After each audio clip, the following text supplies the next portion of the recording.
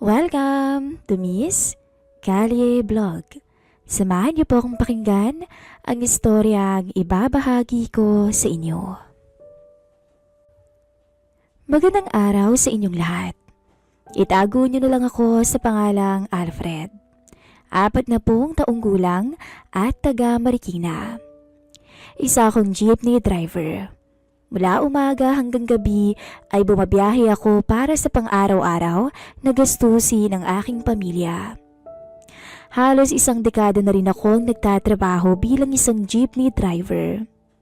Magmula noong magkapamilya ako, kasama ang butihin kong misis ay wala na akong pinambuhay sa kanila kundi ang araw-araw na kinikita ko sa aking pamamasada.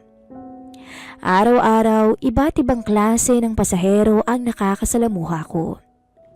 Mayroong mababait, mayroong masusungit. Mayroon pa nga yung mga nagwa 1, 2, 3 o yung basta na lang bumababa ng hindi man lang nagbabayad.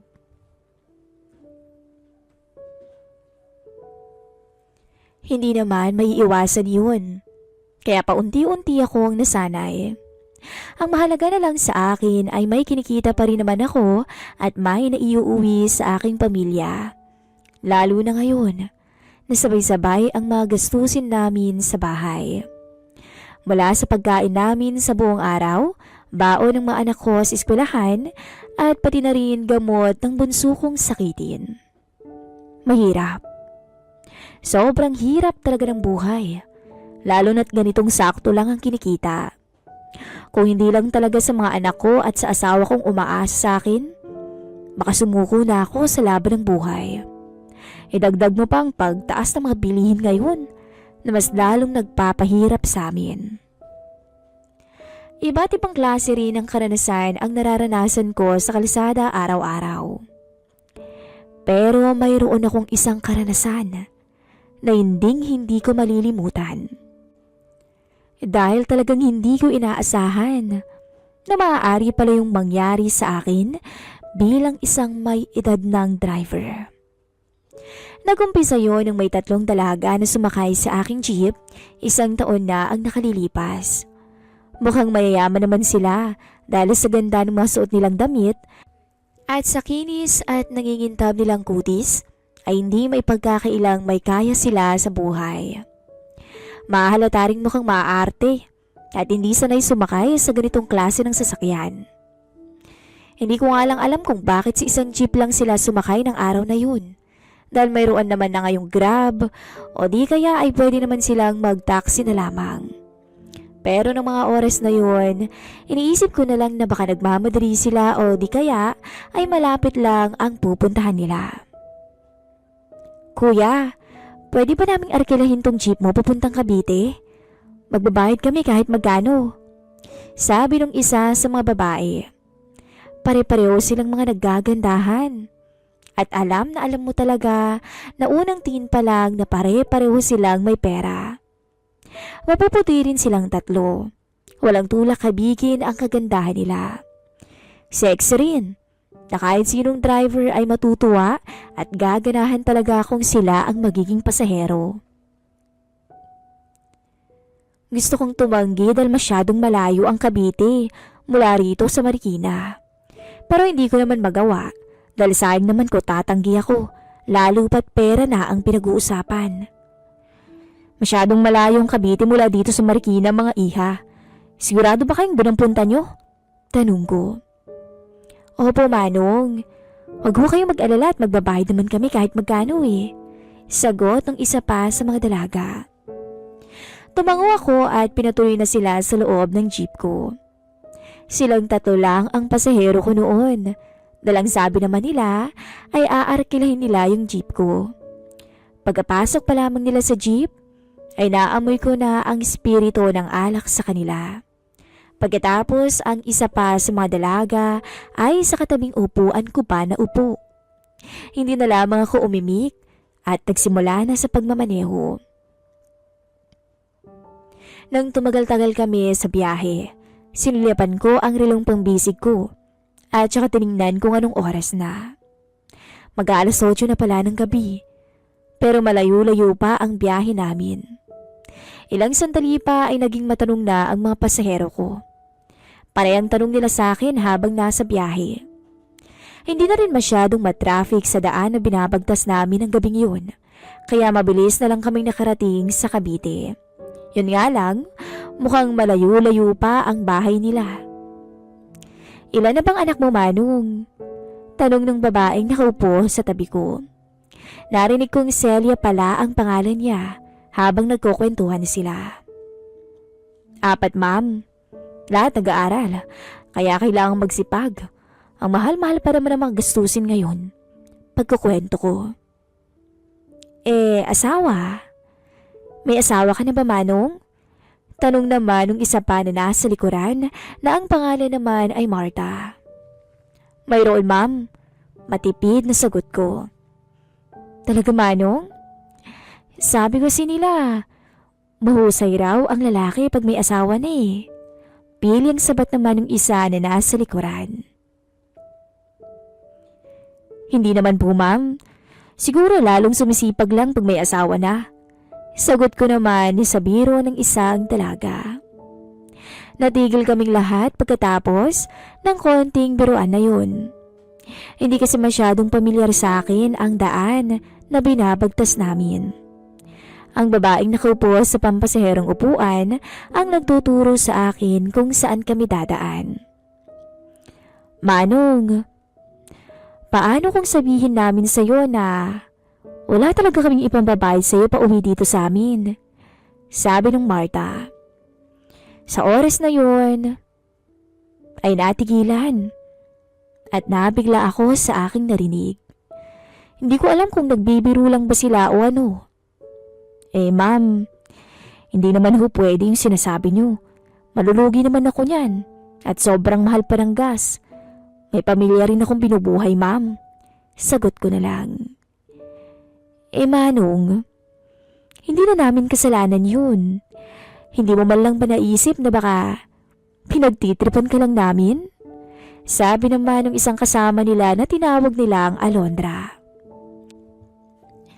Wala namang ganyanan, mga iha.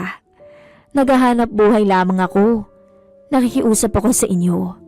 Pakiusap ko sa kanila.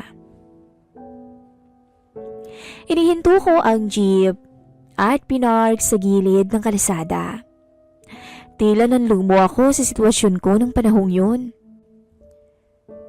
Gusto ko silang pagsabihan na masama ang ginagawa nilang pangtitrip sa akin. Ngunit nagulat na lamang ako nang biglang tinaas ni Celia ang kanyang t-shirt sa harapan ko mismo. Madilim na sa kinaroroonan namin. Wala na ring masyadong dumaraan na tao o kahit na anong klase ng sasakyan. Ngunit sa kabila nun ay aninag na aninag ko pa rin ang magandang tanawin na hindi ko inaasahang bubungad sa akin. Pwede bang sa gantong paraan na lang kami magbayad, Manong? Tanong ni Celia nang nakangiti. Gulat na gulat ako ng oras na yun. Halos hindi ko matansya ang sitwasyon ko. Pero hindi ko maitatangging na dala ko bilang lalaking may asawa na. May mga bintana na maaaring isara ang jeep ko. At pinagsasara yun ng 2 babae pang kasama niya na nasa likuran. Anong ginagawa niyo, mga iha? Nauutal at nagtatakang tanong ko. Kahit halos himatayin na ako sa galak, lalo na nang mapagmasdan ko silang 3 na nagmamadaling kinakalas ang mga suot. Inaamin kong halos gabi-gabi rin kaming abala sa kama ng misis ko. Ngunit noon lamang yata ako na-excite ng ganun. Ni hindi ko man lang naisip na baka pinagtitripan pa rin ako ng mga to. Dahil sino ba naman ako para patulan ng mga gaya nilang mukhang may kaya at magaganda pa. Pero nang lapitan ako ni Celia at kusa siyang sumampa sa akin, ay napagtanto kong seryoso nga sila. Hindi ko alam pero tinanggap ko na lang din ang biyayang dumating sa akin ng gabing yun. Lalo na nang suyuin ako ng halik ni Celia na agad kong tinugunan. At kahit pahirapan, ay pinilit kong ibaba ang pantalon ko na ikinatuwa nilang lahat. Hindi nagtagal ay namalayan ko na lang ang sarili ko na dinumog na ng 3 naggagandahang dalaga. Lalo na nang lumipat kami sa likuran ng aking jeep. At sa madilim na gilid ng kalsadang yun, ay tuluyang umuga ang aking lumang jeep kahit ito'y nakahinto. Para kung bumalik sa pagkabinata. Lalo na nang mapagmasdan ko ang reaksyon ng mga mukha nila na tila nabaliw rin sa akin. Hindi ko alam kung anong klase ng swerte ang mayroon ako noong gabing yun. Na kahit hindi na nila ako abutan ng pamasahe nila ay okay lang.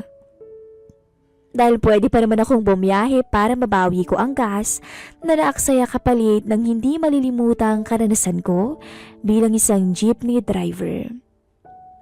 Hindi ko na namalayan kung ilang oras ko silang nakasama sa aking jeep. Basta ang naaalala ko ay na makontento silang 3 sa akin, ay iniwan na nila ako nang di ko namamalayan dahil nakaidlip ako ng kaunti sa pagod. Ako man ay umalis rin ng may ngiti sa aking labi pagkagising. Ilang araw ang lumipas matapos ang nangyaring yun. Hindi ko na muli pang nakita ang 3 dalaga na yun. Ngunit isang araw ay hindi ko inasahan nang maging pasahero kong muli si Celia. Mag-isa na lamang siya nun. Nagbiro pa nga ako sa kanya na baka pagtripan na naman niya ako at hindi siya magbayad. Pero sinabi naman niyang nakainom lang daw talaga silang 3 ng mga kaibigan niya nung araw na yun. Kaya nakaisip daw sila ng kalokohan. Kuya Alfred, pwede bang ikaw ulit ang sumundo sa akin mamaya pagkatapos ng trabaho ko? Dito mo na lang din ako sunduin sa lugar na to, sabi ni Celia. Kita ko ang pilyang ngiti sa kanyang maamong muka at tinignan niya ako ng makahulugan. Alam ko na kaagad kung ano ang ipinapahiwatig niya. Napangiti na lang ako at saka tumango. Maghapon akong bumiyahe ng araw na yun. Hindi ko alintana ang pagod sa maghapon na pagdadrive at eksaktong 6:00 nang muli kaming magkita ni Celia. Sa pagkakataong yun ay hindi ko na hinayaan na may mangyari ulit sa amin sa aking jeep. Kaya inaya ko siyang pumunta sa pinakamalapit na munting hotel kung tawagin ko. Hindi naman siya tumanggi roon. At mukhang tuwang-tuwa pa sa naging suwestyon ko. At sa pagkakataong yun, ay hinayaan lang ako ni Celia na pagsawaan siya sa anumang paraan na naisin ko. Wala akong narinig na pagtutol mula sa kanya. Sa halip, ay hindi maiaali sa maganda niyang muka ang matinding alapaap na sinapit mula sa akin. Inakala ko ay roon na matutuldukan ng lahat. Ngunit hindi pa pala. Hindi ko alam kung aksidente lang ba o talagang sinasadya ba ni Celia na abangan ako sa araw-araw kong biyahe dahil lagi ko siyang naisasakay sa aking jeep bilang espesyal na pasahero. Naging regular na rin ang pagtatagpo naming dalawa. Pakiramdam ko tuloy ay parang nagkaroon kami ng relasyon kahit na wala naman kaming napag-usapan. Hindi lamang yata ako ang nag-e-enjoy sa relasyon namin, kundi maging siya na rin dahil talagang hinahayaan niya akong dalhin siya lagi sa kama. Daig ko pa ang may kabit. Yun nga lang, hindi ko siya kailangang sustentuhan dahil mas may kaya pa siya kumpara sa akin. Yun nga lang, kalaunan ay kinailangan ko na ring baguhin ang ruta ko dahil unti-unti nang naghihinala ang misis ko. At alam kong nakakatunog na siya sa kalokohang ginagawa ko, kaya kusa na akong umiwas.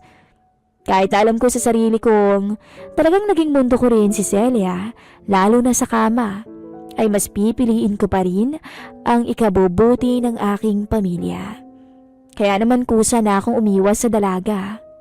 Pero inaamin kong hanggang ngayon, ay napapangiti pa rin ako sa tuwing maaalala ko ang lahat ng yun. Dito ko na po tatapusin ang istorya ko. Paalam!